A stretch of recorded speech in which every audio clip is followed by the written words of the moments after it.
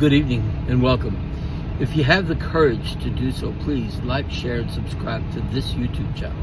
But especially share it, because if you do that, I argue that within 2 years, you'll be able to say with much confidence that we are a government of, by, and for the people. Truth is the power to convict and condemn. Visit my webpage, fightfordecency.com, and you'll see what I mean by that. Having said all that, I wanted to ask you a question. Okay, so we're heading into the midterms, and a lot of people are going to be out there campaigning, and I'm really impressed by James Tamarico, the guy running for the Senate seat in Texas. Really impressed, because he says that he's only getting donations from regular hardworking people to fund his campaign. He's got millions and millions of dollars right now, and he's out there in a race. So I got a question for you, okay? What if the Republican would do that?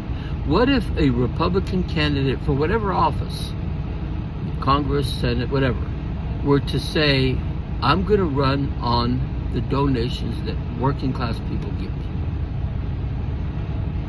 As far as, correct me if I'm wrong here, but as far as I know, not one Republican will commit to that. You see a few Democrats who do it, but not one Republican. Isn't that interesting? And I argue that if you could find one Republican that will actually do that, that his rhetoric and what he stands for and what he fights for your vote, would change in a drastic way. It would be very different from today's Republican that is in office right now. And you know the best thing about this is that if he were to do that, he would be redefining the Republican Party and what they stand for. And what's even better than that is when you go to my webpage and you follow the strategy and you have the courage to fight and you ignore the arguments of I stand for this from the right and I stand for that from the left, and just focus on the fact that it doesn't matter what you stand for, because your voice isn't being heard. Your vote doesn't count. Rich people's vote counts.